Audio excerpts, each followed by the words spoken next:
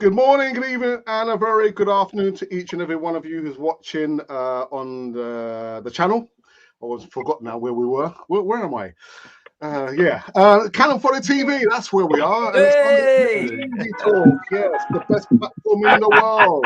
That's what they say. Where's that piano?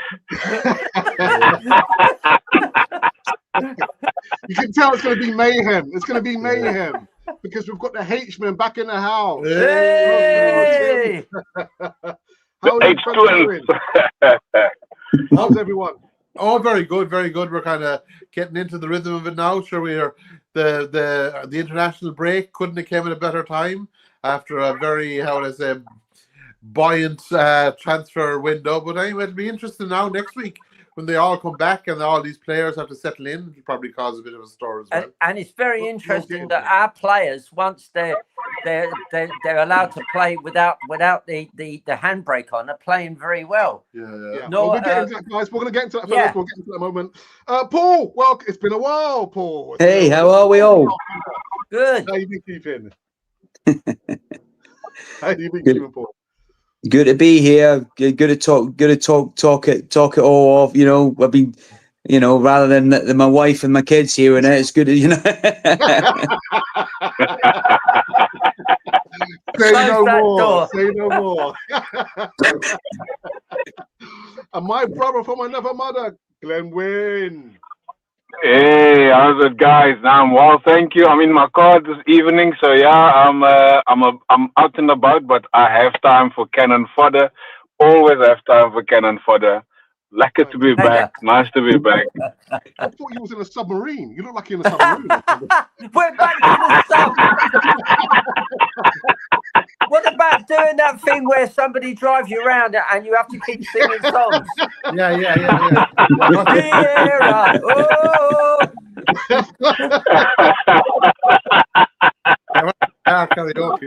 Karaoke.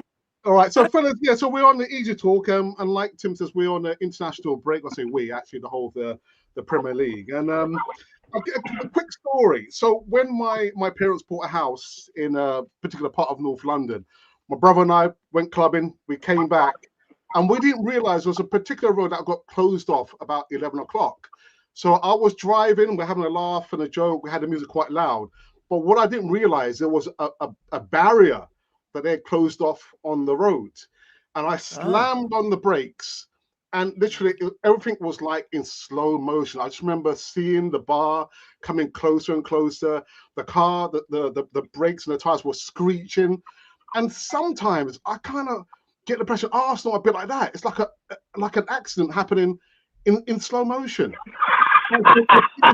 Over and over and over again. This car crash, that is Arsenal. Now there is a video. Oh my word! What an analogy! I wonder what kind of bar you've been seeing earlier on in the day. Right, one second. I'm going to open it up, but I want you to watch this short video. We're going to get into this after this video. Arsenal is watching Netflix, you always wait for the next season, and trust me, every season is going to be like that. So don't even get involved, Joe. I'm like really nice, peaceful. Of course, United right now is a disaster, but please don't speak about Arsenal, because now you're going to cry for the referee. Come on. Now that video was actually last year. He was invited on. You could saw it was a Rio Ferdinand Presents. Yeah. Paul, personally, I have had enough of MIKEL Arteta playing against Liverpool at Anfield. We know we've not got a great record. For me, he played for the draw, Paul. I have had enough of MIKEL Arteta, Paul. Your thoughts, Paul? Well, I it's hard to disagree with that statement, Alex. It really is. It's very hard not to criticise, because although we were in the game, the first half we had possession and the stats show it's even. Second half, I thought they were the better team. They looked more dangerous than we did. We just haven't got a plan. We sign a centre forward. We finally signed someone that's been scoring goals, that if you deliver for him, he will get on the end of it. He showed it pre-season and a couple of goals that he shows he knows where the net is. But we're still playing passy football. City had to adapt their game in Haaland. I know they're having their problems now, but they still won with Haaland 2 Premier League titles. They won a European Cup or Champions League, what they call it now. Now, you've getting, I can never pronounce his name, Gyökeres or, Gyökeres, and you get him in the team.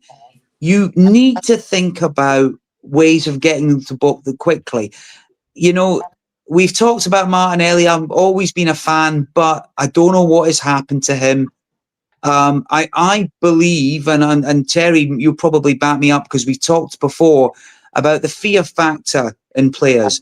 Because in the past, Martinelli would be having a really good game. He'd still get hooked at 60 minutes no matter what. And I think he is scared beyond belief to be able to take risks. And wingers have to take risks because there's guys at the centre and the midfield, pass the ball sideways, easy, looking good and all the rest of it. No, wingers have to go for it. They have to take risks to get beyond the defender. They have to make things happen. And so if they lose the ball, we need us as supporters or people watching the game, we need to give them a bit of leeway to lose the ball. Yeah.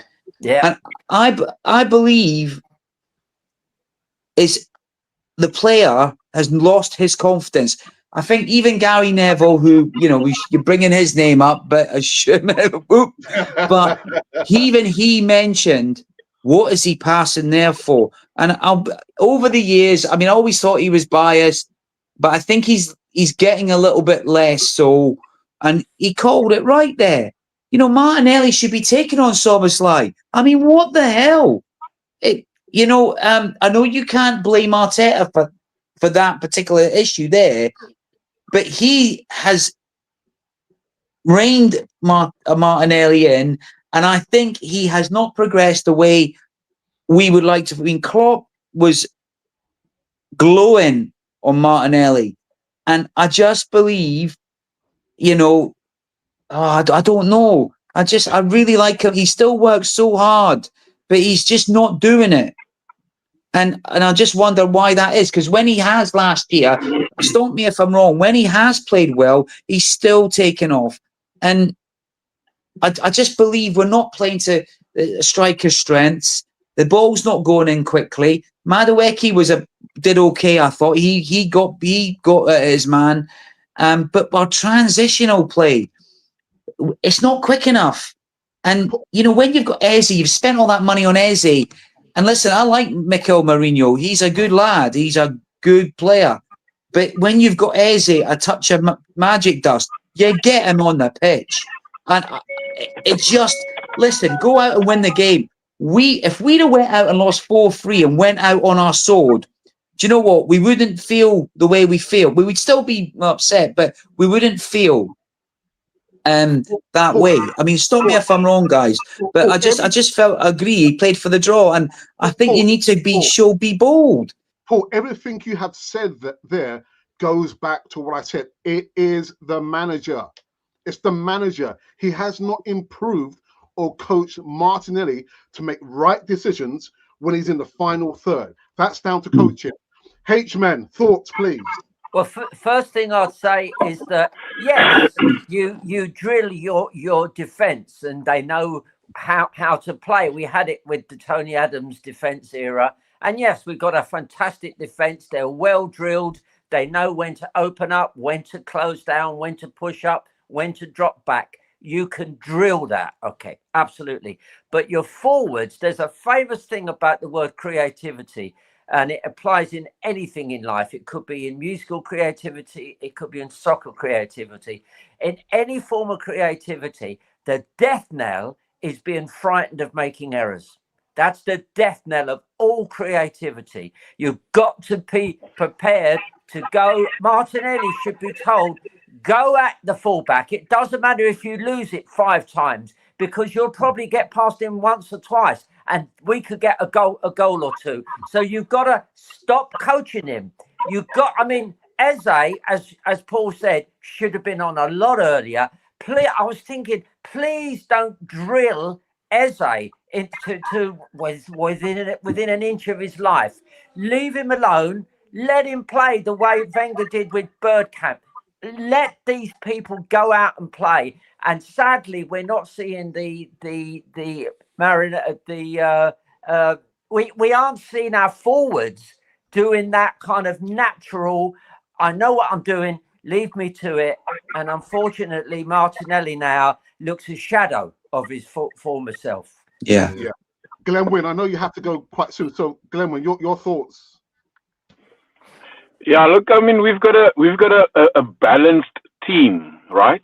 But the playing style of that particular balanced team is imbalanced. So, what I mean by that is we've got a very good defense, we've got a very good midfield, and we've got a very good attacking. So that team is balanced, and every position we've got an extra player for. Now, we've been crying out for depth. We've got the depth. Now the imbalanced part of the pitch is whereby only our defense are doing well. Only our midfielders are doing well. Our attacking is putrid. And I think there's so many things that is back pointing to MIKEL ARTETA, and he's under a lot of pressure right now because of that imbalanced playing style, because now he controls the pitch, he's controlling the script, because every player has got a script. From Raya to the forward has got a script. So every player has to perform according to that script. And that is so frustrating to see, because, and I posted a video earlier on today on our various groups, is that if you see at how free Odegaard plays for his country, he's free. He does all the sorts of things that we want to see him do in an Arsenal shirt. And then he can't do that because he's restricted to a script.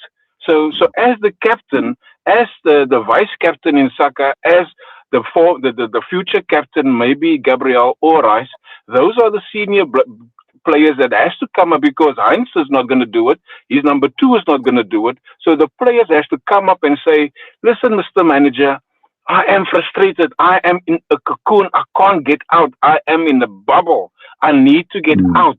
And the frustration is going to come in the discipline of the play. So now you're going to act out against the manager by maybe fouling somebody and another second yellow card, and boom, there's the red card. So that is discipline based. So the frustration comes from, I can't perform to my best ability because I'm in a bubble. And I mean, if you look at Odegaard, he looks like a player that want to fart in every movement he does, but he can't fart because he's in a bubble. So when you play, sorry for the analogy of farting, but that is how I can easily bring it across, because he plays with something in his butt that really is wanting to come out, and when he's gonna blow, the Emirates is gonna be dirty with brown stuff. so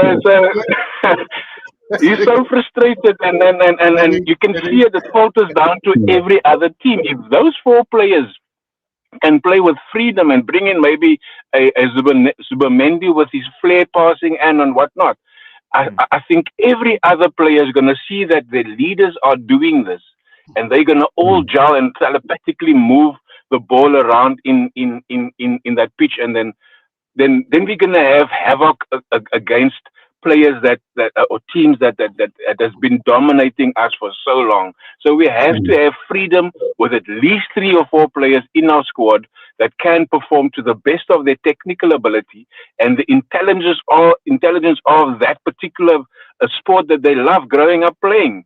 So if our captain can't do what he wants, everybody else can't do what they want. Yeah, true. You know what I mean? So before I go to Tim, why did Arteta play Saliba if he knew that he had turned over on his ankle during a warm-up? Why did he play Saliba? Again, I mean, everybody, the narrative is that he's afraid, the narrative is scared, the narrative is being fearful. And yes, you want to have your best players. I mean, what did that guy do when he came on? He didn't put a foot wrong. So you have to trust a good player. That player. You have to trust the player. So Arteta has become a very, very in football, and I mean, Risk averse. yeah, it's not going right. Yes, for sure. Tim. Yeah, I just come back to that. See, Arteta, and I would have been a big Arteta fan, I have to admit that. And I think Arteta, it's when he started off first, he had a very poor team. The famous Rob Holdings or the whatever Nicolas Pepe's, these Standard Lacazette maybe, but he hadn't that David Luiz was on the way out.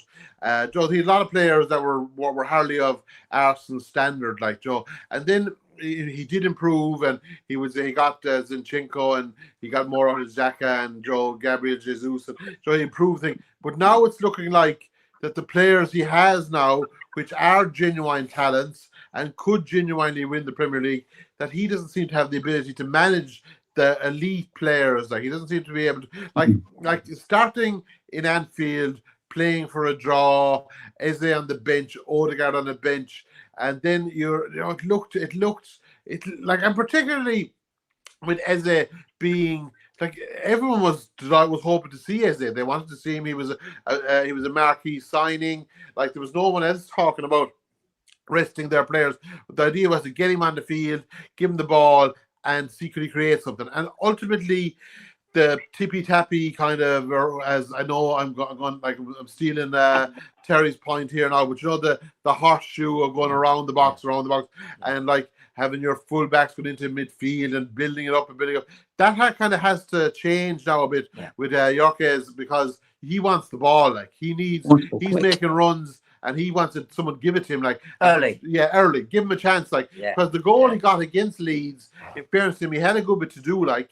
He got it, out the left slightly. He had a player to beat, and he got a shot. If he looks like a guy that he needs to get the ball when the opposition defense is not fully set, because he's capable of taking on a player, and he's hungry for goals. I mean, he showed that with the penalty. Saka was gone off, and Joe, but he was definitely going to hit this penalty, like right into the corner. Yeah. He wants to get goals, and like with Eze, and like.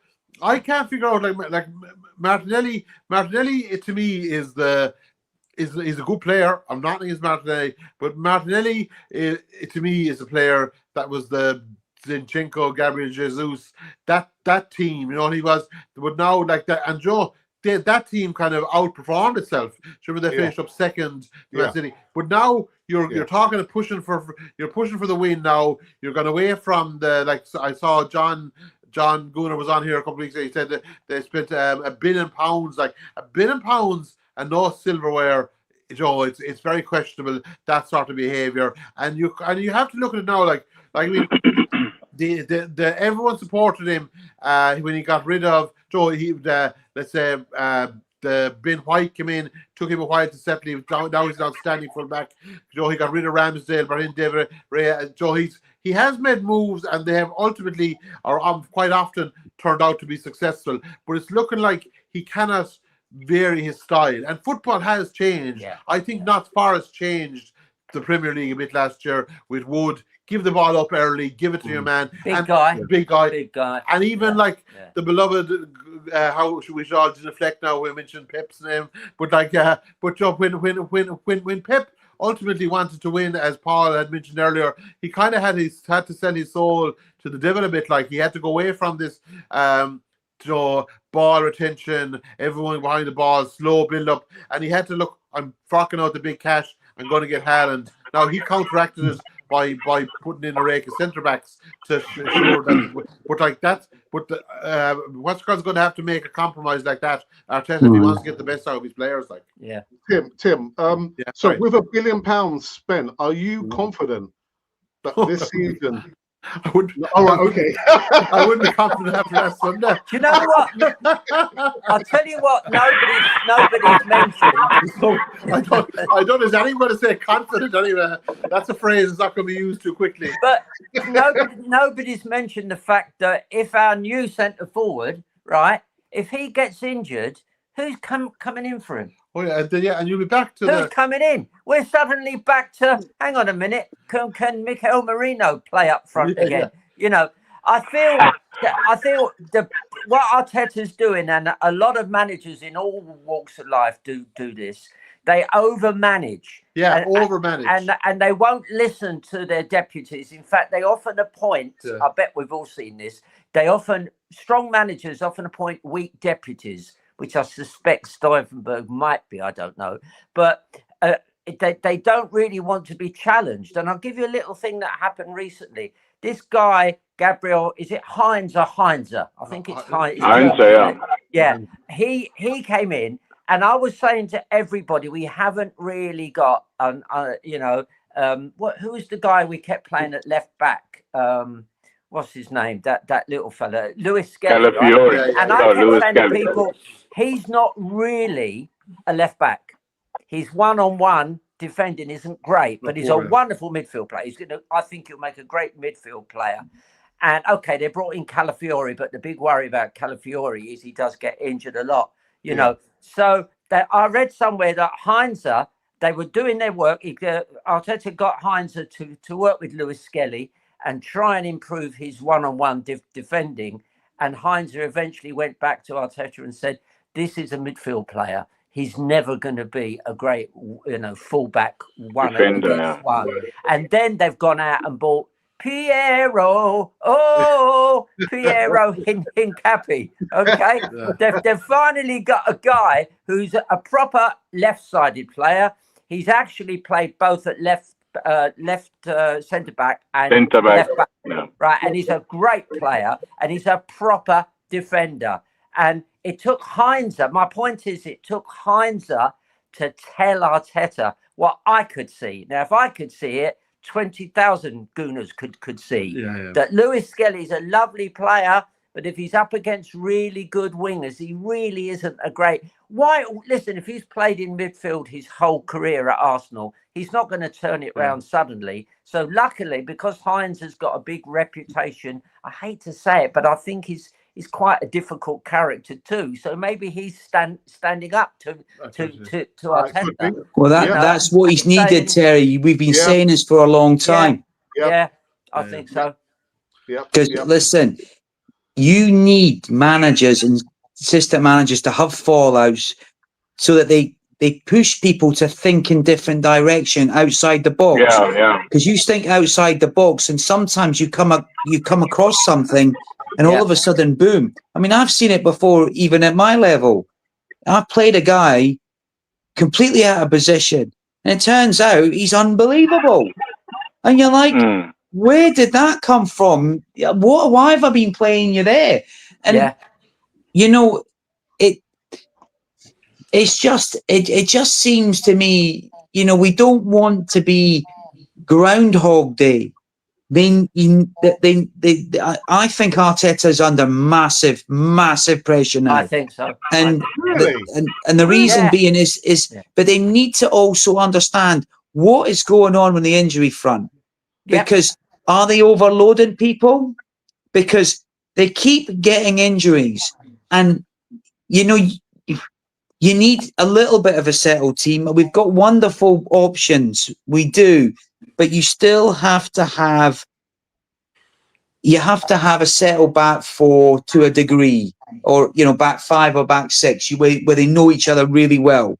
You just think back. We had the deputy, we had Bowl back in the day that we could step in if Adams was injured or whatever it may be, and you had them, and you had obviously the Winterburns and the Dixons, and of course, but we've got a team now that are pretty good, well drilled defensively, but we're just not getting the ball forward. They're not getting the ball forward quick enough. It's very slow, and then when they're getting to the wings, they're passing the ball back, and Gyökeres has made the runs, and he's going to get chewed off.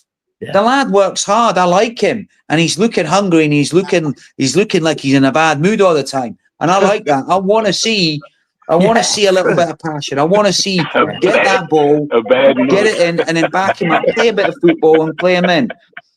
Paul, but question. So you believe that Arteta is under pressure this season? Why Why not the season before that? Why? Well, yeah, he should. Yeah, well, I think he should have been under pressure last season because in 2 years in a row we should have won the league. We were, you know, the 2 or 3 was it 3 seasons before we gave away so many points? It just to me, you need to get over the line. This has got to be last chance saloon, Alex. It has to be, and it probably should have been last season, but that would be, you know, given they got to the semi-final and they made a fist of it. But once again, our confidence at at the Emirates, you know, our confidence there, lost the 2, you know, and then went to PSG, played really well away from home. You know, we've got to, guys, go out there and give them hell. Do your best. You know, and if they're working their sometimes you can over tactics. It's players win games. Yeah, right, yes, you can set them up right, but at the end of the day, the players that will do the magic moments, not the manager. So, you know, you've got to encourage them. And it goes back to this thing of fear. Why are they not delivering? Rice hasn't been as good as he's still wonderful and he's still good. But, you know, is he getting a bit chewed up? Because when people are not happy, the level comes off a little bit. You know, are they not happy? You know, because, you know, Saka needs to learn. They need to take Saka to a sprint trainer. If he didn't go on the outside, he scored a great goal with right, which is a start. But if he could gain a yard, he'd be unstoppable. I mean, he's still an amazing player, Saka. But I'd like to see us go outside and inside. Try different. You know, it's all the passy, trying to do little cute balls. Introverted play. We've got a team that can do everything now, so let's do everything. See, they need to be more expansive. It reminds the analogy of the Goldilocks and the 3 bears. But if this porridge is just right, find in the mix. Yeah, we need to find the mix. And we need to and need to let the players go back to your point, Terry. A little bit of freedom for the forward players. And also, he's got to rethink some of these models he's got solid in his head.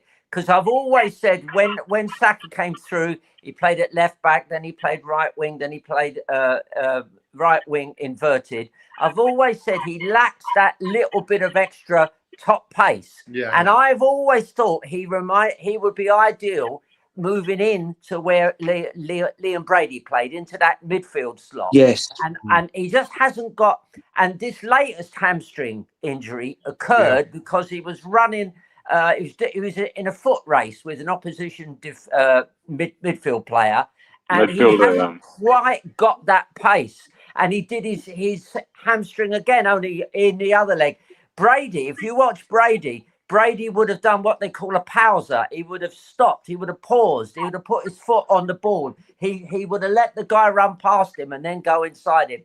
You never saw Brady outpaced because he used his head. He knew how to work it such that he was never exposed. Now, I really think every time I see Saka, yes, he's got 2 or 3 yards in him. Absolutely. And he's got that zap. He can do 2 or 3 yards, but he can't do 10, 15 yards at full belt. Otherwise, the hamstrings are going to keep going. So I like wingers myself that have pace, and take risks.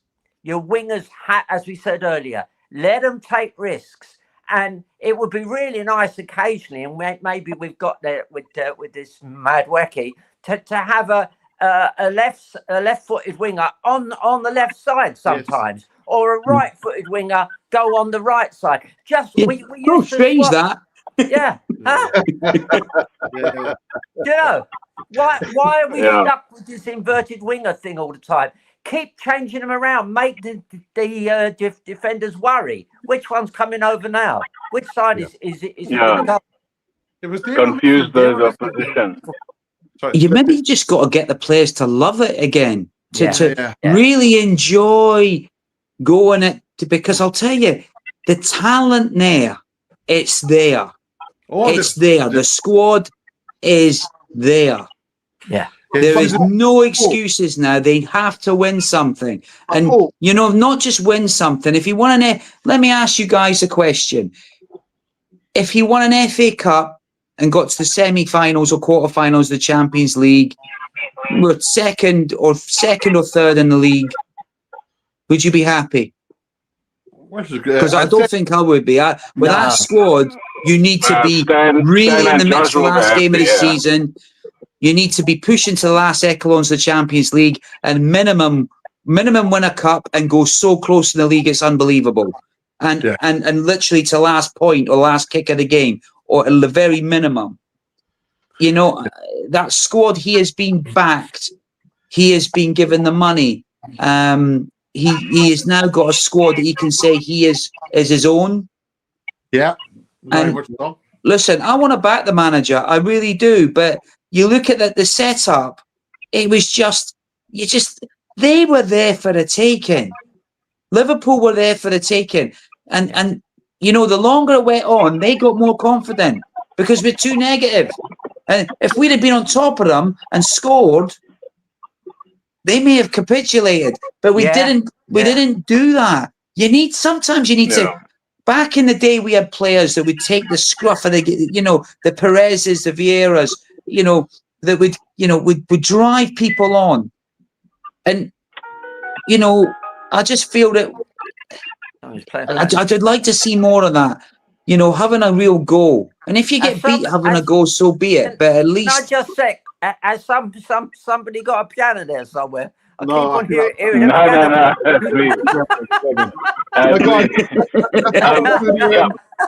Let's go on to a second topic. I know, Glenn, I know you're going to be pushed for time. When I look at Gyökeres, I still see him as if he's a striker of days gone by. He's quite lumpy. He's not the quickest of strikers. Unless there's going to be a supply line to Gyökeres, there's no point in us having a striker. And I kind of brought up some kind of stats there, for Gyökeres. But Glenwyn, is really Gyökeres our man that we've been searching for? And as I think it was probably Tim or Terry said, once he gets injured, we don't have anybody else that can step into the striker's shoes there. So your thoughts on Gyökeres? Yeah, no, for sure. We don't have a backup currently because of Havertz being injured. I've also looked at a couple of stats, and I mean, if we're gonna have the energy for Gyökeres, we're gonna have to have the energy for the opposition striker as well, because Gyökeres, I think, had 18 touches in the whole match. He had 5 passes and two dribbles, and also I think he had 2 passes that could have made a difference. So that in itself tells me that the guy is hungry, and somebody mentioned it earlier, and he's hungry. So we have to give him the opportunity to show his strength by playing to his strength. Now, if you look at Ekitike, he had the same amount. In fact, Gyökeres had 17 touches. Ekitike had 18 touches. He lost the ball 10 times, where Gyökeres lost the ball 6 times. And he had made 2 passes, where Gyökeres has made 5 passes and 2 key passes. So in the comparison from striker to striker, if we have energy against a Gyökeres not good enough, that guy is a striker for Liverpool playing at home. And when you play at home, the home team should take the control, and they should be the more prolific sort of team, as we all know the narrative would go. So for me, Gyökeres is a player that we need. If we can just give him the service that he's so long for.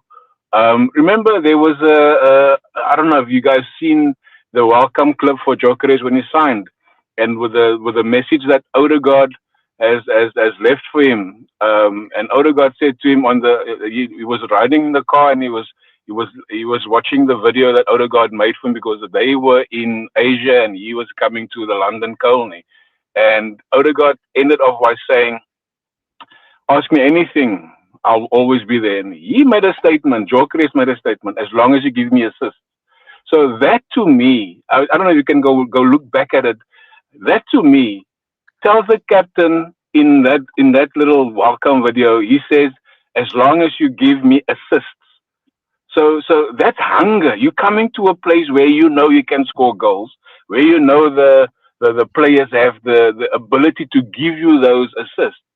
So he's calling out and challenging his captain to give him assists. So for me, this is a player that is hungry. Although I've said it in the first easy talk about how he came to Arsenal, I didn't agree with it, but he's there now, so I'm going to have to back him. So I would want to see him succeed if the manager, the players around him, to do what they do for him to also excel in his position, because he's going to be under a lot of pressure already. The narrative is he's not good enough. I told you not score a lot of goals in the Premier League because this is not the Portuguese league. I think he will score goals. We have to play to his strength, and that is all I can say about Gyökeres.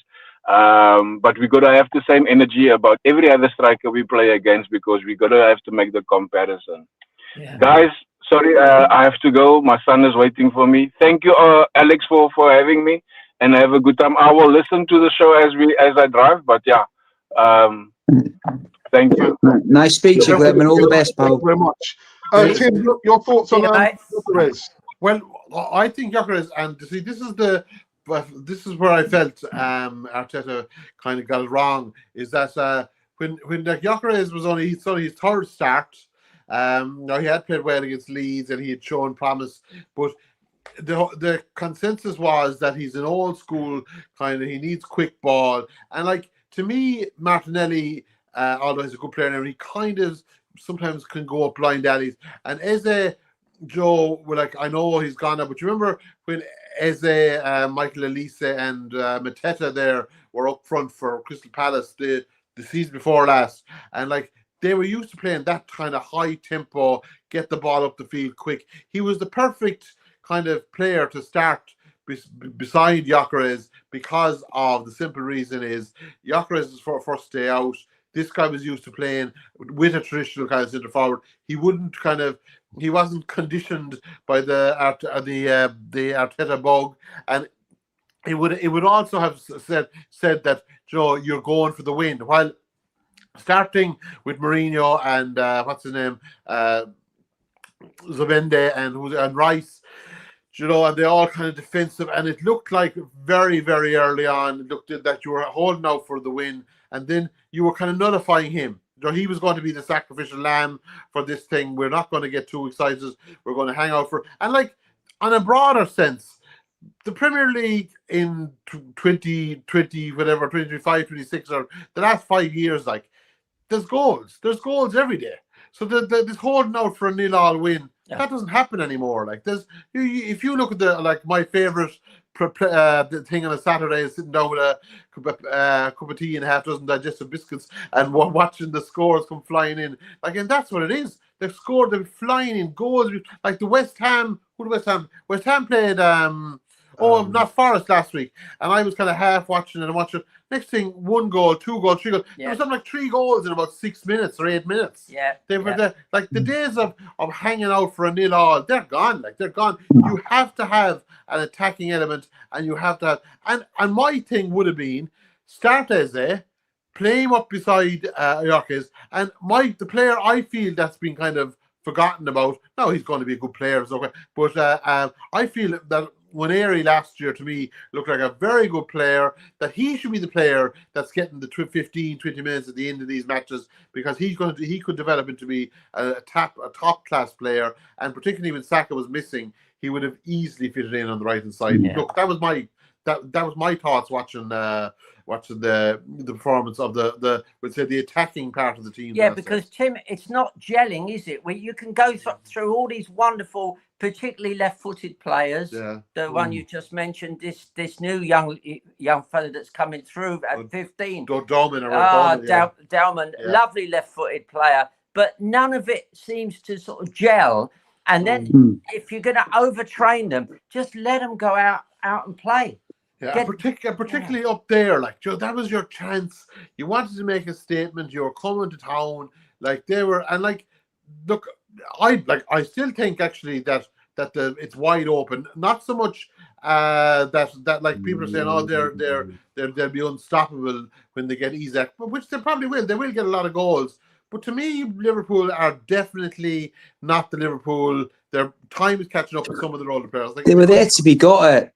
Don't you think, guys? I mean, really there to be got at. I thought, and that was the disappointing thing. And and do you know, I totally agree with you because listen, I've always been a staunch defender of Martinelli, but he's not playing well, and he's not delivering. And you know what? I would actually take him out of firing line and think of playing him up front when Gyökeres gets tired. Yeah, good You've idea. got searing pace up front. I just feel that you need to take him out and give it and just say, listen, you're not playing well. I'm going to stick you on where I need you up front. You know, have a rest. Don't worry about it. And then you've got Eze to come in, try and change the way they play so they can get the best out of the players that they've signed. Your job as a manager is to get the very, very best out of the players that you have. Absolutely. And you basically, you know, he was playing Leeds. I know we won 5, whatever it was, 0 or whatever, 5-0. And you know, it was I can't remember what it was, but I watched the game and we played well. But, you know, with the greatest respect, that's not a wonderful, I mean, they're okay, but with Arsenal, we're a different level at the moment, or Arsenal are at a different level. And for me, I just feel that you need to get the ball up there. He's also quick, our centre forward. The reason he doesn't appear quick is because he's big. But I'll tell you, he is one of the quickest players that they have, and he can shift for a big fella. And you know, I just want to see. In the friendly games, he was good diving headers and all that. He looked hungry and he looked like a centre forward. Whereas, you know, I like Havertz and Jesus. They're wonderful football players, right? But are they going to kill for a goal? You know, will they eat their grandmother for a goal? You know, that's the whole, you know what I mean? You want them to want it so bad. And they, you know, we've got that player that wants it now. We've got to serve him the opportunities up. And, you know, Eze, I think he's an unbelievable player. And I couldn't believe they got him for so cheap. And I know it's ridiculous that all that millions, but in this day and age, but I don't know what you've got, fellas. I just can't. You can't. None of us can put our finger on it. We all talk about the handbrake, and he needs to see it quickly because otherwise, I think his job's under threat. Because Arsenal fans, they want success, starved of it, and you know, I think it's staring us in the face, and the reason why we're playing around with it is because it's so obvious. Everything we've said, you'd hear from most Arsenal supporters that, you know, we've got to unleash these guys. You've spent the money, don't over. And the other one is injuries. We had, was it 4 players out injured long term after 3 matches? Yeah. Now that's ridiculous. Yeah. I know a few years ago they actually relayed one of the training pitches at London Colney. They thought maybe the pitch was too hard. Somebody's got to get in there. Maybe Heinz did a good job in getting this new Hincapié in, but somebody needs to say, are you overtraining them? Can we have a look at the training schedule? I even get they need a physiologist. They need a specific physiologist, and they must have that. Terry, they've got to have it. They've got to have a physiologist that's going to look at the lactic acid levels and where players tire, when's the most optimum time, and like, because they'll have these stats and they'll be able to look at the stats where players wane a little bit towards the end of a match. But you know, I mean, for me, the biggest issue is he looked to his bench and he brought a 15-year-old boy on. Now, Downman is going to be amazing. We know this. Anyone that's watched the youth games, which I've watched a few bits to watch him, he glides past players. He's going to be tremendous.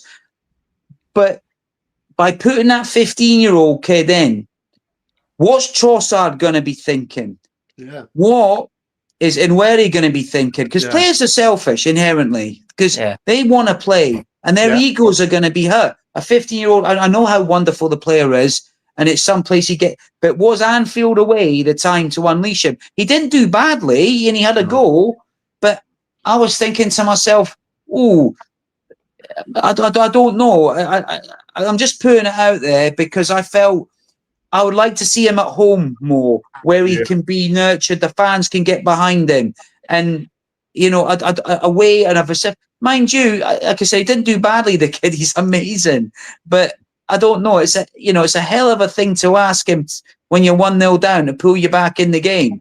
Yeah, I don't know. What's your thoughts, guys? Well, guys, let me go into the live chat. There's been so many comments there that people bursting at the seams. And Babs Rockefeller says it's an obvious fact that when you play against the champions, never settle for a draw because you might just get punished. Arteta failed to apply this theory and was left shocked. I was just shocked and awed. John Guna says a draw would have been a good result in the circumstances, but you don't go up there with the mentality, let's settle for a draw. Well, I was round at Tim's place watching. I was round at Tim's watching. We were both watching the match, and towards the end of the first half, Tim said, and he's absolutely right. Now we're on top. You have to score. Yes, yes. That's when you have to score because you're going to have a dip at some point. Yeah. And we just, because the handbrake is still on, it didn't happen. And as Paul said, Eze should have been on from the start. We would have had chance after chance after chance, and one of them would have gone in. That was it. You see, when you had the momentum, when you had the ball, your players that were going to create the chance maybe for your guys, they were sitting on the bench. And another thing with Odegaard, he wasn't good enough. Well, if he was good enough for 50 minutes or whatever number, start him and take him off after 50 minutes. Yeah. Don't be just waiting to bring him on like this. Another thing as well, if he was the doubt over his injury and you brought him on and he broke down, that's 2 substitutions you've used. So no, I would have started them and let him at it. Like I do remember going back when Ferguson and Wenger, they sometimes they mix up their weaknesses. They'd always make a slight variation when they were playing each other. In big matches, they might leave off a good player, they might try. But it's different now because the rivalry. There's no rivalry between Slot and Arteta. The rivalry is between the teams and the players and your coaching. And I think there's a lot going on at the moment. I just noticed in Scotland, and I say there was a comment made that if you're managing in the Premier League, you have to be aware that the other 19 clubs that you're up against, they all are doing gigantic amount of data analysis on you that you need to be making sure that you have a team. And another thing is Hurstler, I was reading it, just heard this weekend. He made a thing, and remember he's Brighton, so the king of data. And he said when who did he put on? Oh, Milner. She put on Milner, and he put on Milner, and he said, "I just had a feeling." He said. Does Arteta ever get a feeling? That's ridiculous stuff. He never gets that Mrs. Arteta must have a terrible time with him. He's lost that love and feeling. Nomad says Arteta is scared of losing, too cautious. Yeah. The assemble says, evening, everyone. Evening. Hello. Evening. John, a draw away would have been a good result. Spot on. And he goes into song. Yeah, don't you think, guys? Don't you think that wasn't a Liverpool? We were saying that wasn't a Liverpool team of 3 years ago, no. Or a City team. They didn't look at it. And with the acquisitions, listen, you got to be greedy. You got to be confident in football. Yeah. Go and stamp your authority and really go for it. A draw would have been be okay, but looking at it, I think we got the better midfield personally. And I don't know. I just think we could beat them, and I don't see why we can't. The assemble says the entire system is that the manager is trying to instill onto the club. The players are playing against their natural instincts. The entire problem. And Bob's comes back again and says a draw away is a good result, but never go for a draw against the champions. Always have a winning mentality and the top team. And lads, I don't know if you felt this, but I felt Arteta's tried to set us up to play the occasion, not the 11 men in front of us. And he should have known within 10 or 15 minutes the game was there for the taking. Yeah. And at that point, he might have thought, you know what, I'm going to stick on Eze and let him do his normal game. Don't start telling him do this, do that. Just say, go and play your normal game. And if we don't do that, we'll come second or even third. Yeah. And then, oh, look, if you finish up with like third, and this, like, I was watching the highlights of the PSG match last year against Arsenal, like, and like they played really well, but they didn't get through. Like, PSG got through and PSG won it. Yeah. No one remembers like, oh, we were good in the semi-final. No, nobody ever remembers that. You when your chance is there, you have to take it. You have to make the big decisions. And Joe, as Paul said, you have to go out in your shield. Like, you know, if you're good enough, then well and good. But you have to have. And his in-game management seems very, very poor. Like. Yeah, absolutely, absolutely, guys. There's nothing you guys have said on this Easy Talk convinced me that I'm going to see anything different this season. Nothing at all. Well, I wouldn't be. I'm very interested in seeing how the whole thing, like the dynamic of the season develops. Like, because you've 3.1 billion has been spent now, so like it's crazy money. Like, I mean the likes of like Brentford and like, although they're a bad example actually, but they sold everyone they had and now all they have is money. But you know what I mean. But there's kind of there's a problem. Like, there's going to be a lot of if clubs can get the best out of Everton now, for example, if Everton can keep coming forward, they could cause a few upsets along the line. And if you can, like, Arsenal need to be winning all the matches. I think the reason that Arsenal weren't successful the last couple of years is the middle class, as they're called, the 6 to 16, we'll say, those 10 teams there stuck in the middle. You have to be beating all them. You have to be, and you have to hope that Liverpool and Man City will slip up. And by the way, I think Man City has slipped up already. Actually, Arteta said that. He said where we lost it last year was we had far too many home draws.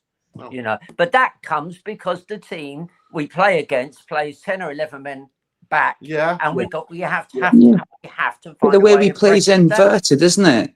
Exactly. Terry, I mean, we were passing the ball. You know, Saka comes in. I mean, listen, Saka's probably he's a fantastic player. He is, and even when he comes, he scores goals. But this every player I see it at a local level, they come inside.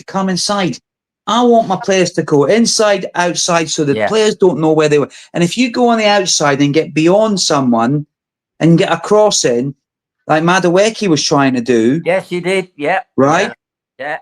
That gives our centre forward something to go with, and someone else, you know. Yeah. I just feel that that's why you went and got those players, so that when people play or teams play the low block, you've got that magic dust that you can go through it. When the passing's not working, you've got someone that can come off the bench and Wary, and now you got Dowman that can beat people.